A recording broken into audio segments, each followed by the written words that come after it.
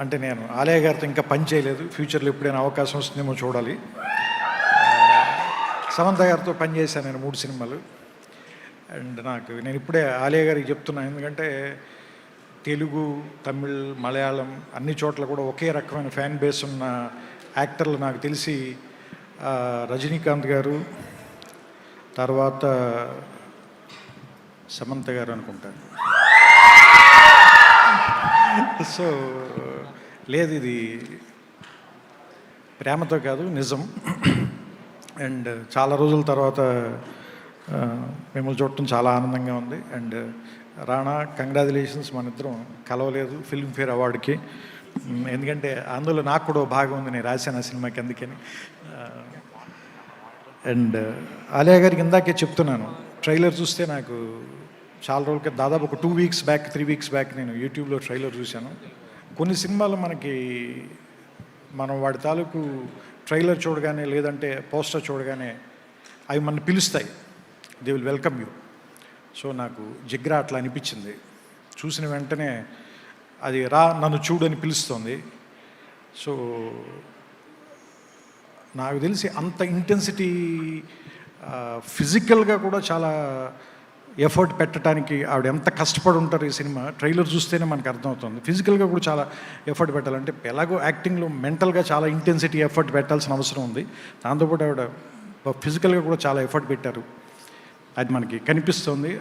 And ఈ cinema నాకు trailer చూడగానే కొన్ని సూపర్ హిట్లు అని చెప్తాం కదా, ఇది ట్రైలర్తోనే సూపర్ హిట్ అని నాకు అనిపించిన సినిమా ఇది. అండ్ వాసన్ బాల గారిది నేను మత్తుకో దర్దన హోతా చూశాను, ఎందుకంటే నా పెద్ద కొడుకు ఆ సినిమా బాగా ఇష్టం. ఎందుకంటే ఆ సినిమా అంటే ఆయన హ్యాండిల్ చేసిన విధానం చాలా ట్రిక్కీగా అనిపించింది నాకు.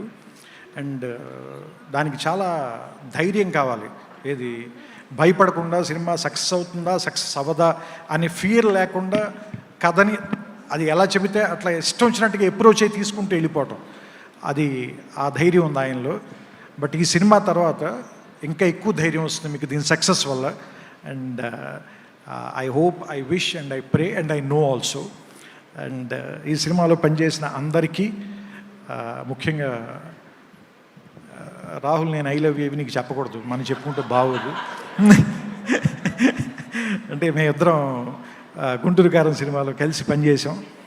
అండ్ నేను యాక్చువల్గా ఈవేళ నేను ఏమైనా సరిగ్గా మాట్లాడలేకపోతే దానికి కారణం రాహులే.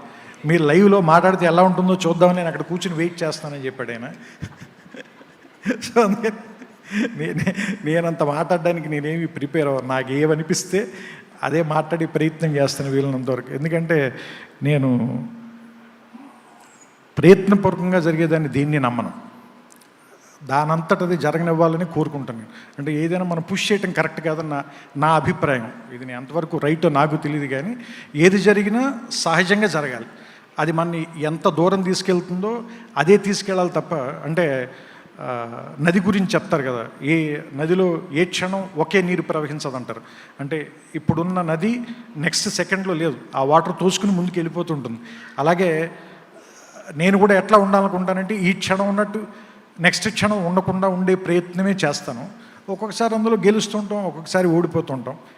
బట్ అందరూ కూడా అంత సహజంగా ఒక ప్రవహిస్తూ పోవాలని ఈవేళ అందరం కలిసి ఇక్కడ ఇప్పుడు నేను లోపలికి వచ్చే వరకు నాకు తెలియదు నేను ఇంత ఆనందంగా ఈ గంటన్నర సేపు గడుపుతానని.